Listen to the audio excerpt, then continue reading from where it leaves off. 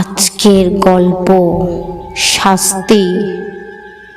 নিজের চেম্বারে এতক্ষণ বিমর্ষ হয়ে বসেছিলেন ডক্টর সেন, ওরফে ডক্টর হিমাদ্রি সেন।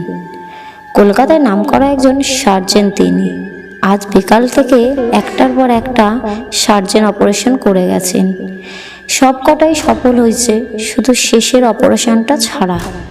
অপারেশন টেবিলে মারা গেছেন পেশেন্ট, যে কিনা তার খুব কাছের বন্ধু কিঞ্জলের স্ত্রী। সেই কারণেই আরও বেশি ভেঙে পড়েছেন ডক্টর সেন।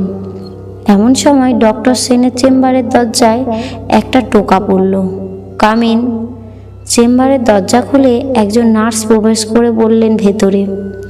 চেম্বারের ভেতরে আসার পর ডক্টর সেনকে উদ্দেশ্য করে সে প্রশ্ন করল, স্যার বাড়ি যাবেন না? অনেক রাত হয়ে গেছে।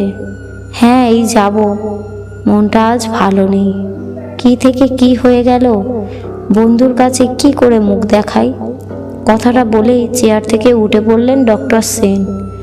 নিজের ব্যাগটা কাঁধে ঝুলিয়ে চেম্বার থেকে বাইরে বেরোতেই তিনি দেখলেন ডক্টর রায় এগিয়ে আসছেন তার চেম্বারের দিকে। ডক্টর রায় তার থেকে বয়সে অনেক বড়।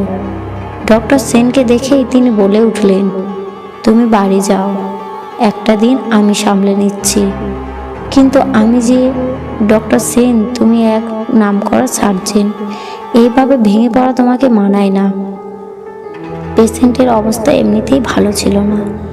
বললাম তো তুমি যাও, আমি সামলে নেব। ডক্টর সেন আর কথা বাড়ালেন না, আস্তে আস্তে এগিয়ে গেলেন লিফটের দিকে। লিফটে উঠে জি বাটনটা দেওয়ার সাথে সাথেই ডক্টর সেনের মুখে ভাব পাল্টে গেল। বিমর্ষ ভাবটা কেটে গিয়ে একটা ক্রূর হাসি ফুটে উঠল তার মুখের কিনারায়। নিজেকে নিজের বাহবা দিলেন এতক্ষণ এত সুন্দর অভিনয় চালিয়ে যাওয়ার জন্য। আসলে এতদিন ধরে এই দিনটার জন্য অপেক্ষা করছিল সে আর তার বন্ধু কিঞ্জল। অনেক দিন থেকেই ডক্টর সেন আর কিঞ্জল অঙ্গ পাচারের ব্যবসার সাথে জড়িত ছিল। পিয়ালি যেদিন প্রথম জানতে পেরেছিল সেই দিন থেকেই ঠিক করেছিল যে ওকে শেষ করে দিতে হবে। তারা দুজনেই চেয়েছিল কাজটা এমনভাবে করতে হবে যাতে কেউ সন্দেহ না করে তাদের। তাই তারপর কয়েকদিন টানা পিয়ালির সামনে অভিনয় করে গেছে কিঞ্জল। কাজেই চট করে কিঞ্জলকে বিশ্বাস করে ফেলে পিয়ালি। কিন্তু তারপর থেকে এতদিন ধরে পিয়ালির শরীরে একটু একটু করে বিষ প্রয়োগ করে গেছে কিঞ্জল। কখনো খাবারের সাথে, কখনো জলের সাথে মিশিয়ে দিত সেই বিষ। আস্তে আস্তে পিয়ালি সুস্থ অসুস্থ হয়ে শুরু করলো। ব্যাস, তারপর বাকি কাজটা শেষ করলো ডক্টর সেন। কেউ সন্দেহ করবে না ওদের। পুলিশের চোখে ধুলো দেওয়ার জন্য ডক্টর সেনের ডাক্তারি বিদ্যাই যথেষ্ট। কথাগুলো চিন্তা করেই একটা শয়তানের হাসি হেসে উঠল ডক্টর সেন। ঠিক এমন সময় একটা প্রবল ঝাঁকুনি দিয়ে থেমে গেল লিফটটা। লিফটের ভেতরে জ্বলতে থাকা আলোটাও দপদপ করতে করতে নিভে গেল। ডক্টর সেন যেন চিৎকার করে উঠলেন, হেল্প, সিকিউরিটি হেল্প। ডক্টর সেনের চিৎকার সেই বদ্ধ লিফটের ভেতরেই বদ্ধ হয়ে রইল। প্যান্টের পকেট থেকে মোবাইল বের করে ফ্ল্যাশ লাইট জ্বালাতেই চমকে উঠলেন ডক্টর সেন। এ কাকে দেখছে সে? এ তো পিয়ালি, ঠিক তার সামনেই দাঁড়িয়ে। অপারেশনের সময় যে পোশাক পরানো হয়েছিল পিয়ালিকে, সেই পোশাক পরে দাঁড়িয়ে আছে সে। তার চোখগুলোতে ভয়ঙ্কর এক প্রতিশোধের আগুন জ্বলছে। ডক্টর সেন ভয়ে পিছিয়ে গেলেন। লিফটের এক কোণায় গিয়ে চিৎকার করে উঠলেন, এ হতে পারে না, কিছুতেই হতে পারে না। আমি তো তোমায় নিজের হাতে শেষ করেছি। কথা শেষ করতে না পারলেও ডক্টর সেন তার আগে পিয়ালি চেপে ধরেছে তার গলা। নিঃশ্বাস বন্ধ হয়ে যাচ্ছে, ছটফট করছে ডক্টর সেন, তাও পিয়ালি ছাড়ছে না তাকে।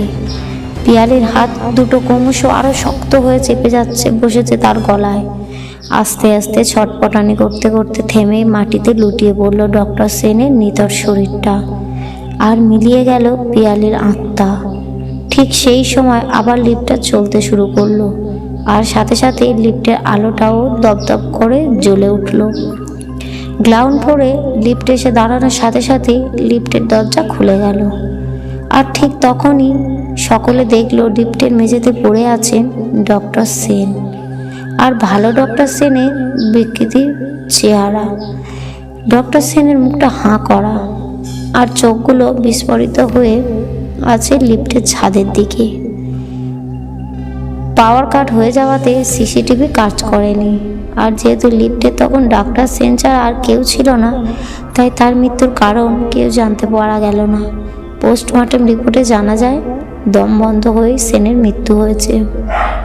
এই ঘটনা ঠিক 2 দিন পর কিঞ্জলের ফ্ল্যাট থেকে উদ্ধার হয় কিঞ্জলের ঝুলন্ত মৃতদেহ। সকলেই বলাবলি করছিল বউ আর বন্ধুর মৃত্যুতে পাগল হয়ে গিয়ে ছেলেটা আত্মহত্যা করে বসলো, কিন্তু এর পেছনে আসল সত্যিটা আজও সবার কাছে রহস্য। গল্পটি কেমন লাগলো কমেন্ট করবেন এবং একটা লাইক করবেন। আরও নতুন নতুন গল্প পেতে চ্যানেলটিকে সাবস্ক্রাইব করবেন।